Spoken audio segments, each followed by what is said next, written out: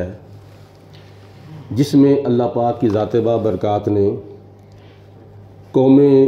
سمود کے حضرت صالح علیہ السلام اور حضرت صالح علیہ السلام کے ساتھیوں کے اوپر ایک اعتراض کا ذکر کیا ہے اور جناب صالح علیہ السلام کے دو جوابات کا ذکر فرمایا ہے۔ وہ یہ ہے کہ جب حضرت صالح علیہ السلام نے اپنی قوم کو دعوت توحید دی اور اپنی نبوت کا اعلان کیا، اسلام کی طرف بلایا اور کفر سے منہ موڑنے کا حکم دیا، کفر سے توبہ کرنے کا، شرک سے توبہ کرنے کا، بت پرستی سے توبہ کرنے کا حکم دیا، ایک خدا وحدہ لا شریک کی پوجا کی دعوت دی، تو اس وقت قوم نے حضرت صالح علیہ السلام کی تکذیب کی اور انہوں نے کہا کہ ہم نہیں مانتے، نہ خدا کو مانتے ہیں نہ تیری نبوت کو مانتے ہیں، ہمارے تو خدا یہ بت ہیں، ہم نے تمہاری بات کو نہیں ماننا، ہم انکار کرتے ہیں۔ سراسر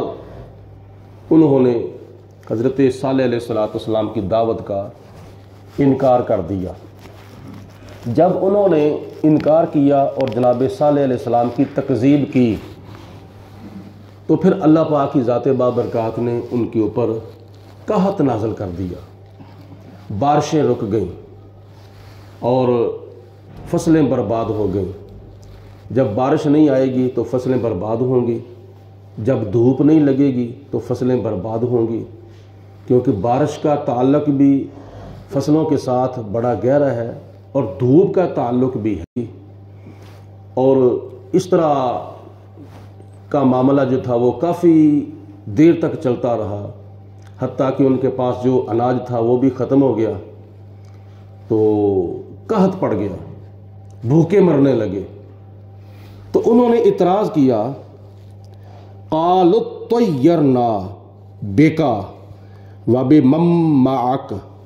اے صالح علیہ السلام یہ جو قحط پڑ رہا ہے نا، یہ بارش نہیں ہو رہی، فصلیں برباد ہو رہی ہیں، ہم قحط سالی کے اندر مبتلا ہو رہے ہیں، ہمارے اوپر یہ طرح طرح کی تکلیفیں، پریشانیاں، مصیبتیں، اس طرح کی ٹینشنیں جو ہمارے پاس آ رہی ہیں، یہ طیرنا بک، یہ تیری بدشگونی ہے۔ یہ یعنی دوسرے لفظوں میں یہ کہہ لو کہ انہوں نے کہا کہ یہ تیری نوست ہے۔ استغفر اللہ۔ اللہ کے نبی کی طرف انہوں نے بدشگونی کو، نوست کو منسوب کر دیا، اور یہ تیری بھی نوست ہے اور تیرے ساتھیوں کی بھی نوست ہے۔ وَبِمَن مَّعَكَ، اور جو تیرے ساتھ ہے نا، تیرا کلمہ پڑھنے والے، تیرے جو اصحاب ہیں، ان کی بھی بدشگونی ہمارے ساتھ پیش آ گئی ہے، یعنی تمہاری اور تمہارے ساتھیوں کی نوست کی وجہ سے یہ بارش نہیں ہو رہی، حالانکہ اللہ پاک کی ذات بابرکات کا یہ فیصلہ تھا کہ ان کے انکار کرنے کی وجہ سے، ان کے کفر کرنے کی وجہ سے، اور اللہ کے نبی جناب حضرت صالح علیہ السلام کے ساتھ اس طرح مخالفت کرنے کی وجہ سے اور آپ کی گستاخی کرنے کی وجہ سے اللہ پاک نے ان کے اوپر قحط نازل کیا تھا۔ لیکن اس نوست کو، اس قحط سالی کو اور اس طرح کے معاملات کو انہوں نے حضرت صالح علیہ السلام کی طرف اور آپ کے ساتھیوں کی طرف منسوب کر دیا، تو بدشگونی انہوں نے جناب صالح علیہ السلام کے ساتھ کی۔ تو اللہ پاک کی ذات بابرکات نے فرمایا، اے میرے پیارے نبی، ان کو فرما دو کہ یہ میری وجہ سے نہیں معاملہ ہوا، بلکہ آپ نے فرمایا قال طائرکم عند اللہ، تم جس چیز کو میری طرف منسوب کرتے ہو وہ اللہ تعالیٰ جانتا ہے، اس کے بارے میں خدا تعالیٰ جانتا ہے کہ میں بے برکتی کس کی وجہ سے کرتا ہوں اور کس کی وجہ سے میں قحط سالی نازل کرتا ہوں، کس کی وجہ سے بارشیں نہیں نازل کرتا، کس کی وجہ سے میں دھوپ نہیں لگاتا، کس کی وجہ سے میں فصلوں کو برباد کرتا ہوں۔ آپ نے فرمایا قال طائرکم عند اللہ، تمہاری بدشگونی تو اللہ کے پاس ہے۔ یعنی اللہ پاک کی ذات بابرکات نے فرمایا کہ میں جانتا ہوں کہ کس کی وجہ سے یہ معاملہ پیش آ رہا ہے، حقیقت میں یہ تمہارے کفر کی وجہ سے اور تمہارے شرک کی وجہ سے تم نے جو میرے پیارے بندے، میرے پیارے نبی حضرت صالح علیہ السلام کی جو گستاخی کی ہے، تکذیب کی ہے اور ان کو تنگ کیا ہے، ان کو پریشان کیا ہے، اس وجہ سے تمہارے اوپر یہ قحط سالی کا معاملہ جو ہے وہ پیش آیا ہے۔ لیکن انہوں نے بدشگونی جو تھی وہ جناب صالح علیہ السلام کی طرف منسوب کر دی، اور نبی پاک علیہ السلام نے بدشگونی کی مذمت کی ہے۔ یہ نہیں سوچنا چاہیے کسی مسلمان بھائی کے بارے میں، بلکہ یہ کافروں کی طرف منسوب کیا گیا ہے اس چیز کو۔ زمانہ جاہلیت میں تفسیروں کے اندر آتا ہے کہ مفسرین فرماتے ہیں کہ زمانہ جاہلیت میں عرب لوگ جو تھے وہ بدشگونی کے قائل تھے۔ وہ کیا کرتے تھے کہ جب کسی گھونسلے سے کسی پرندے کو اڑاتے تھے نا، جب کسی پرندے کو اس کے گھونسلے سے اڑاتے تھے، حالانکہ نبی پاک علیہ السلام نے منع فرمایا ہے کہ اگر رات کو شام کو پرندہ چوگا کھا کر یا اپنے بچوں کے لیے چوگا لے کر آیا ہے، اپنے گھونسلے کے اندر بیٹھا ہے، آرام کر رہا ہے، تو اس کو تنگ نہیں کرنا چاہیے، اس کے آرام کے اندر خلل نہیں پانا چاہیے، بلکہ اس کو آرام کر دینا چاہیے تاکہ وہ رات آرام سے سکون سے بسر کرے۔ تو حضور علیہ السلام نے تو پرندوں کو تنگ کرنے کا حکم نہیں دیا۔ تو آج اللہ تعالیٰ کی ذات بابرکات خیر فرمائے، نمازی نماز پڑھ رہے ہوتے ہیں، جمعہ پڑھ رہے ہوتے ہیں، پروگرام ہو رہے ہوتے ہیں مساجد کے اندر، لیکن پھر بھی کئی لوگ خودکش حملے کر رہے ہوتے ہیں۔ کتنی بد نصیبی اور کتنی بختی ہے ان لوگوں کی کہ جو اپنی جان کی بھی پرواہ نہیں کرتے اور دوسروں کی جان کی بھی پرواہ نہیں کرتے۔ دہشت گردی جو ہے یہ دنیا کے کسی مذہب کے اندر بھی جائز نہیں ہے، نہ یہودیت میں، نہ عیسائیت میں، نہ ہندو مذہب میں، نہ سکھ مذہب میں، نہ اسلام کے اندر، دنیا کی کسی مذہب کے اندر بھی دہشت گردی جو ہے وہ جائز نہیں ہے۔ لیکن ان لوگوں کا کیا بنے گا کہ جب حضرت داتا گنج بخش رحمۃ اللہ تعالی علیہ کے دربار پر انوار کے اوپر زائرین حاضری دے رہے تھے، نمازی نماز پڑھ رہے تھے اور ذاکرین اللہ کا ذکر کر رہے تھے، تو ان ظالموں نے تو وہاں بھی دہشت گردی کرنے سے گریز اور پرہیز نہیں کیا، اور کئی بزرگان دین اولیاء کاملین کے مزارات کے اوپر ان دہشت گردوں نے دہشت گردی کی۔ تو یہ کیا حال ہوگا ان لوگوں کا قیامت کے دن؟ ان لوگوں کو مرنا ہی یاد نہیں ہے، ان لوگوں کو خدا تعالیٰ کا خوف نہیں، اللہ تعالیٰ کی بارگاہ میں حاضر ہونا یاد نہیں ہے۔ ہمارے اسلام نے تو، ہمارے دین نے، ہماری شریعت نے، ہمارے پیارے آقا مولا حضرت محمد مصطفیٰ صلی اللہ علیہ وسلم نے تو یہاں تک ارشاد فرمایا ہے کہ اگر ایک پرندہ شام کو اپنے گھونسلے کے اندر آرام کر رہا ہے تو اس کی آرام کے اندر بھی خلل نہیں ڈالنا چاہیے۔ ہاں، تو میں عرض کرنے لگا تھا کہ نبی کریم علیہ السلام نے یہ بات ارشاد فرمائی۔ تو عرب کے جو لوگ تھے زمانہ جاہلیت سے پہلے، وہ گھونسلوں سے جب پرندوں کو اڑاتے تھے تو خیال کیا کرتے تھے؟ خیال یہ کرتے تھے کہ اگر پرندہ دائیں طرف جائے گا، دائیں طرف اڑے گا، تو ہم جو کام کرنے لگے ہیں یہ کام ہمارے لیے مبارک ہوگا۔ اگر پرندہ اڑ کر بائیں طرف جائے گا تو ہمارے کام کے اندر ہمیں کامیابی نہیں ملے گی، ہمارا کام جو ہے وہ نامبارک ہوگا۔ تو یہ خیال کر کے وہ پرندوں کو اڑاتے تھے، یعنی بدشگونی کرتے تھے۔ یہ اس طرح کا اندازہ لگاتے تھے کہ ہم یہ کام کریں گے تو پھر اس کا نتیجہ یہ نکلے گا، یہ کام کریں گے تو اس کا نتیجہ یہ نکلے گا، پرندہ دائیں طرف جائے گا تو ہمارا یہ شروع ہونے والا کام ٹھیک رہے گا، اس کے اندر ہمیں کامیابی ملے گی۔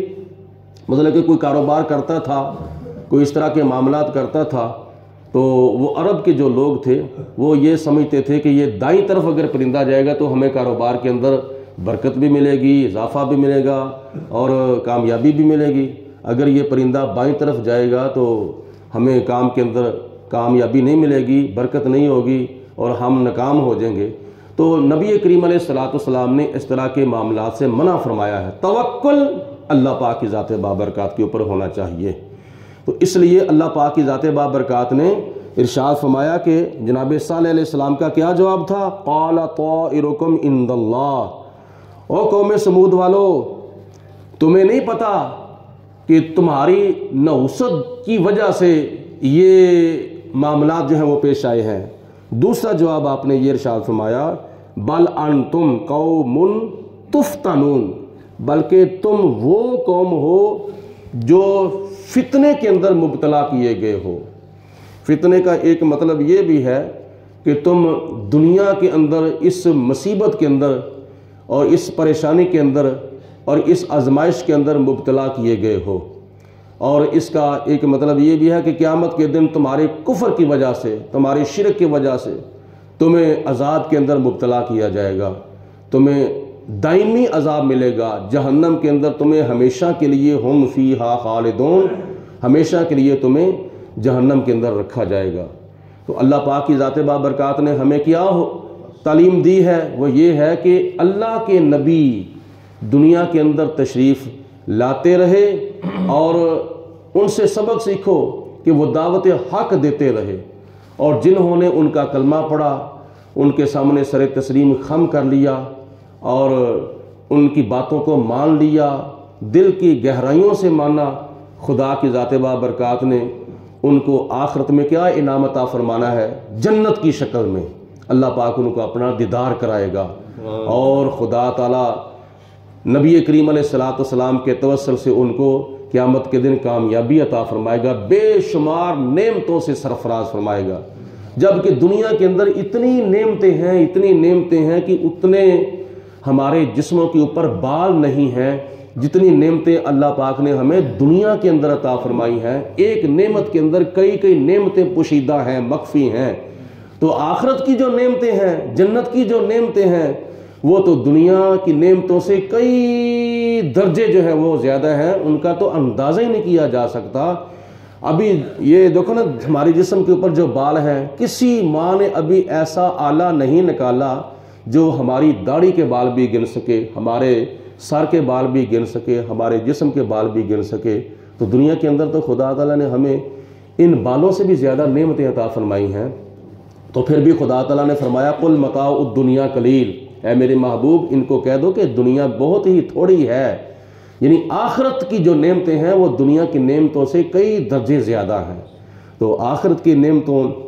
کو حاصل کرنے کی زیادہ سے زیادہ کوشش کرنی چاہیے، اور آخرت کی ناکامی سے بچنا چاہیے، اور نبی کریم علیہ السلام کی زیادہ سے زیادہ محبت کرنی چاہیے، حضور کا پیار اپنے دل میں بسانا چاہیے، حضور کے دیوانے مستانے شمع نبوت کے پروانے بننا چاہیے، تاکہ دنیا کے اندر بھی کامیابی ملے اور آخرت کے اندر بھی کامیابی ملے۔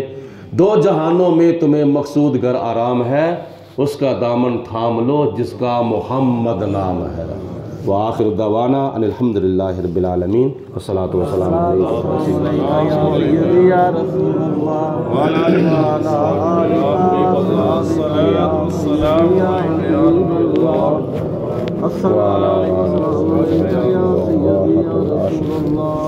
اللہم صلی علی سیدنا و مولانا محمد وعلی آل سیدنا و مولانا محمد وبارک وسلم۔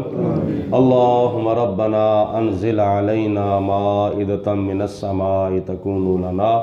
عیدا لأولنا و آخرنا و آیۃ منک وارزقنا وانت خیر الرازقین۔ وافوض امری الی اللہ ان اللہ بصیر بالعباد، لا الہ الا انت سبحانک انی کنت من الظالمین۔ یا اللہ ہم تیرے گناہ گار بندے تیری بارگاہ میں حاضر ہیں، نماز فجر ادا کی اپنی بارگاہ میں قبول و منظور فرما۔ یا اللہ ہمارے صغیرہ و کبیرہ گناہ معاف فرما، ہمیں نیک اعمال کی توفیق عطا فرما، ہمیں شیطان کے شر سے بچنے کی توفیق عطا فرما، نفس کے دھوکے سے، موت کی سختی سے، قبر کے عذاب سے، حشر کی شرمندگی سے، دنیا اور آخرت کی ذلت و رسوائی سے محفوظ فرما، مرتے وقت کلمہ پڑھنا نصیب فرما، سب کے کاروبار میں مال جان میں برکتیں عطا فرما، ہمیں زیادہ سے زیادہ عبادت کی توفیق عطا فرما، زیادہ سے زیادہ سخاوت کی توفیق عطا فرما، قرآن پاک کی تلاوت کی توفیق عطا فرما۔ الہ العالمین ہمیں نبی کریم علیہ السلام کے پکے سچے حق کے دیوانے مستانے شمع نبوت کے پروانے بننے کی توفیق عطا فرما، دنیا کے فتنوں سے محفوظ فرما۔ الہ العالمین جو بیمار ہیں ان کو شفا عطا فرما، جو مقروض ہیں ان کو قرضے سے چھٹکارا عطا فرما، ہمارے مسلمان جو بے سہارا ہیں ان کو سہارا عطا فرما۔ الہ العالمین ہمیں اور ہمارے والدین کو، ہمارے تمام فوت شدگان کو، ساری امت مصطفیٰ کو قبر میں حشر میں نبی کریم علیہ السلام کی زیارت اور شفاعت نصیب فرما، محشر کے میدان میں عرش الہی کا سایہ نصیب فرما، قیامت کے دن نامہ اعمال دائیں ہاتھ میں نصیب فرما۔ وصلی اللہ علی حبیبہ